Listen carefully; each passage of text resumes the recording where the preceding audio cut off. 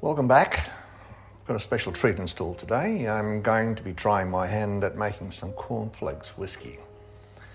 Now, my reasons for doing this is simply because here in Australia we don't have a lot of free access to good corn maize or anything like that.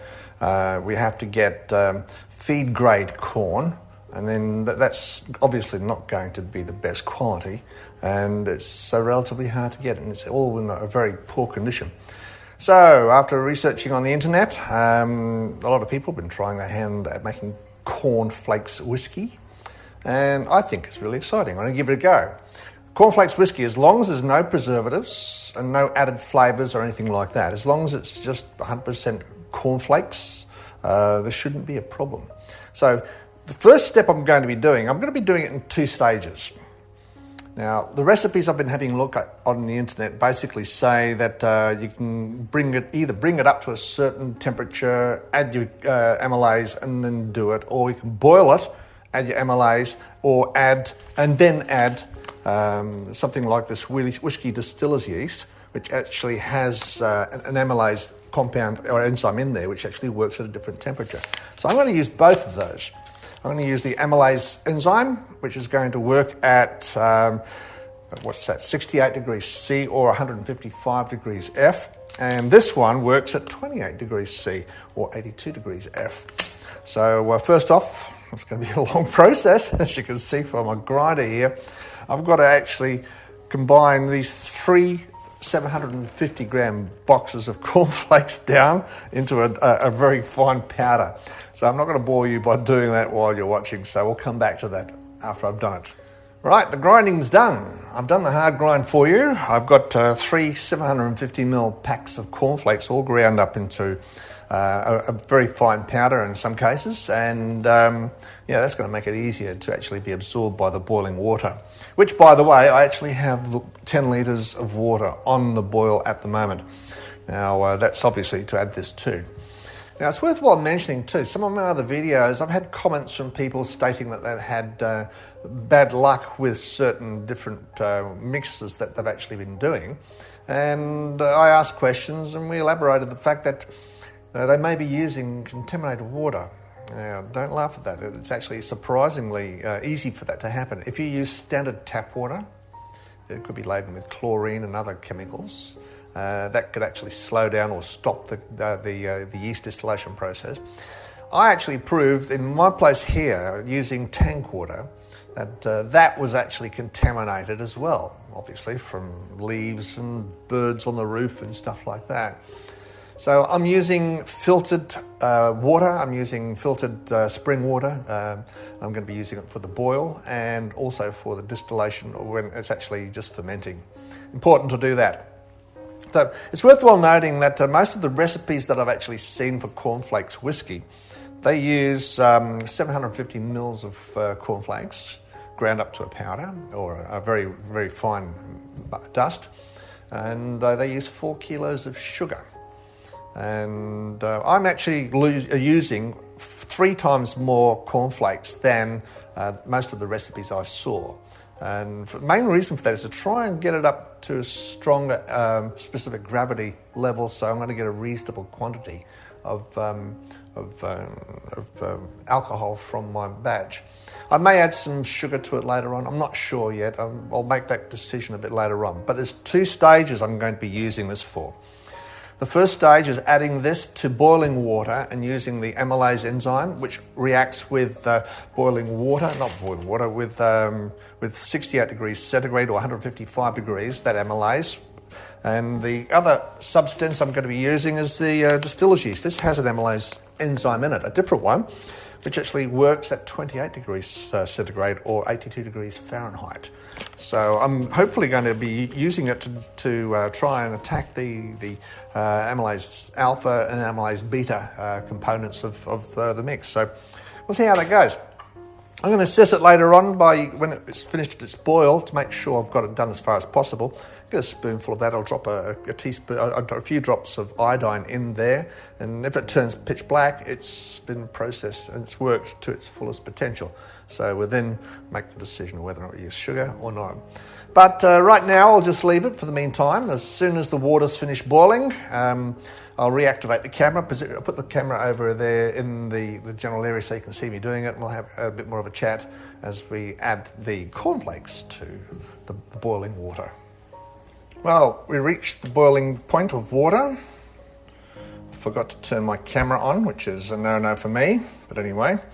I've put in my 2 1/4 kilos of cornflakes. I now have to go through and keep stirring it and making sure it's mixed properly, because if I don't, it's going to burn on the bottom. So I'm going to continue stirring it now until it's all completely dissipated and the temperature reaches back up to boiling point again. Hopefully by that time it would have actually started to gelatinize. I'll come back to it when I'm finished. It's finished. It reached its temperature and it's thickened up incredibly. Now that's extremely gelatinous. Oh my goodness, 2 1/4 kilos of cornflakes porridge. So what I'm going to do now, since it's reached its temperature, I got a teaspoon, by the way. I got a teaspoon and dropped a couple of drops of iodine on it. Went instantly black. It indicated there's a huge amount of starch inside there. So what I'm going to do now is I'm going to let it sit there in its temperature until the temperature comes down to 68 degrees centigrade or 155 degrees Fahrenheit. Now at that stage, I'm going to introduce my Amylase enzyme and wait for it to cool down even more to 28 degrees, and then mix it with the yeast and all the other stuff. So the temperature at the moment, just give it a second to actually come up to temperature, 74, 76, around about 80 degrees. It's about 80 degrees right now. And when it reaches 68 degrees, I'll put in the Amylase enzyme. Now, what I'll do, I've got a couple of them. What I'm going to do is I'm going to wait until I see the result. Now, if this gelatinous mix turns liquefied and then I do a starch test again and it doesn't go black, that means it's converted all the starches into sugar. If I do a starch test again and it does go black, that means the Amylase enzyme has not worked effectively to bring all of the starches and converted them into sugar. In that case, what I will do at that stage, I'll put it back on the stove, increase the heat to 68 degrees again, and introduce a second Amylase enzyme satchel into it. So anyway, I'm going to let it set now. I'll come back when it's reached its target temperature of 68 degrees. So it's the first time I've ever done that. Yuck. But hopefully it smells, hopefully it tastes great. And I just an incidental note, when I made my first batch of corn whiskey, it was diluted a great deal with sugar as well as corn, and it still tasted fantastic. So be interested to see how this tastes when it's actually finished. I'll come back when it's reached its target temperature of 68 degrees. It's reached a lower temperature. I've helped it along a little bit. I did originally put a metal bowl in there with some ice and it helped to cool it down, but the side effect of that was it was thickening up the substances, or thickening up the mixture intensely. So I decided on a better and easier method of doing so. I got some distilled water, poured that in and mixed it up thoroughly. Now it is a gelatinous goop,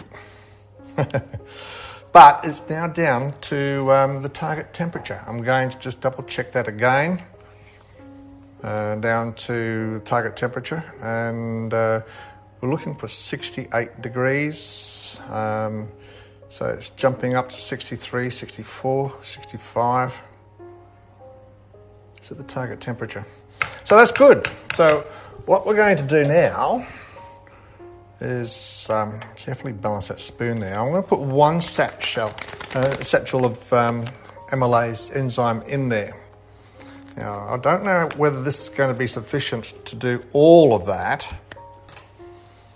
So as I said to you before, After it's done its job, I'm going to take a sample of the substance and put some iodine on it to see if the substance has got any starch in it. If it has, I'll put another satchel of enzyme in there. Actually, what I might do is I might put my trusty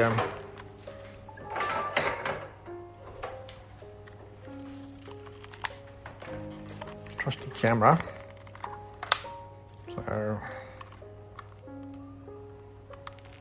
So you can see what I'm doing. All right, so the enzyme's in. I'm just simply stirring it through the substance now, as you can see. Doesn't seem like a great deal of enzyme, but I want to make sure it's mixed in properly. I might do that with also using the whisker. That seems to have a better penetrating power on the top. So mix it in, and the next step is to actually basically sit back and relax, not relax, but sit back and wait now for this enzyme to do its job. So it already seems to be thinning down the substance or thinning down the mixture, but I want to see if it turns the whole thing into a watery, runny, watery mixture. That would mean that all the starch has been converted into sugar. All right, I think that bit's done. I'll just give it a bit of a stir from the bottom up with this. Already it seems a lot thinner. It's more runny, probably about 50% the density already. So the enzyme's working. I'm going to put the lid on it and wait a fair bit of time for it to actually do its job, and come back to you when I have a better result, or a result to show. Well, it's been several hours since I put the second batch of amylase in. Not the first, the second batch. Now what happened, obviously I did a starch test and it showed there was an awful lot of starch still left in it, so I put a second batch in there, stirred it up, and it seemed to start working, made it less, the consistency of the water was less dense, but I don't think it's 100% yet. The consistency, as I said, is very fluid. Doesn't look too impressive, but I'm going to test it right now with my iodine test to see how much starch is in there. If this second batch of amylase has worked properly, it should, theoretically, have eliminated all the starch, unless I've got too much starch in there. We're about to find out. So I'll just take a sample. So, excuse me for going out of frame. I'm going to go, just wash my hand. All right, so now I'm going to use a drop of the iodine, but to make sure I show you, I'm going to use this. So I'm just going to dip the end of this into some iodine, put this down here to the spoon. That looks black to me. There's still a lot of starch left in there. All right, so since there's still a lot of starch left in there, and I've used 2 amylase up, I do have 2 of these, 2 yeasts. These have an amylase in them. This is a different type of amylase that works on glucose at a low temperature range. So what I think I might do, I've got about 11 or 12 litres here. I'm going to separate this into 2 distilling barrels and use 2 of these. So, and I might put some sugar with each one too. So I'll put 4 kilos in each one and half of this in each one of the barrels. Okay, well, I'll come back to you when I've got that set up. It's the end of a long day. And as you can see here, just to the side, I've actually made up 2 barrels. And I didn't put 4 kilos in each one, I put 3 in. Because I had a feeling the converted starches into sugars would be significant in here, and they ended up being reasonably significant. So I got 3 kilos of sugar and half of all of that cornflakes wash that I did in each one of these. Now, what's interesting, I did a hydrometer reading. I had 1080, which is just a little bit over 10% alcohol by volume in here. That's not bad, considering it was only 3 kilos of sugar and the rest was actually converted sugars from the cornflakes starch. Now, I'm hoping that the amylase in this is going to finish converting the remainder of the starches in here and hopefully give me around about 12 to 14% alcohol by volume. Either way, it's been an interesting journey, and I'm looking forward to actually having the results. This is Still Spirits Whiskey Distillers Yeast, single culture whiskey strain with amyloglucosidase. Don't ask me. I'm exploring this with you. So I'm adding the yeast now. And the only reason why I'm doing this is we've had some significantly hot days here. I live in Queensland, and last week the hottest day was 37 degrees. Now that's just unbearably hot. We had a Queensland police officer actually post a picture on YouTube, not a picture, a video on YouTube. He was actually got a frying pan out, put it on the top of his car. He was cooking an egg in it. It gets pretty hot. So ultimately, if it's pretty hot, it could be dangerous for all the yeast applications here. Now, I had a look at the Bureau of Meteorology, and it says we're going to be having less than 30 degrees over the next few days. So that's the reason why I'm doing this now, not earlier. So the temperatures have cooled down a little bit, and so hopefully let's see what happens. So I'm just going to finish putting this to bed. It's said to leave it without an airlock on it for the first night, because apparently it's going to be a little bit aggressive. We'll see. But other than that, this is going to be the end of stage 1, or part 1, which is the making the mash for cornflakes whiskey. And I must admit though, I really did enjoy the flavour of the corn whiskey. I thought that was rather unique and rather special, and I'm looking forward to doing it again if I can find a better source of corn. And but meanwhile, let's see how this goes. It's got a reasonably similar smell, so adding the yeast now. That's done. So that ends part 1, making the wash for our cornflakes whiskey.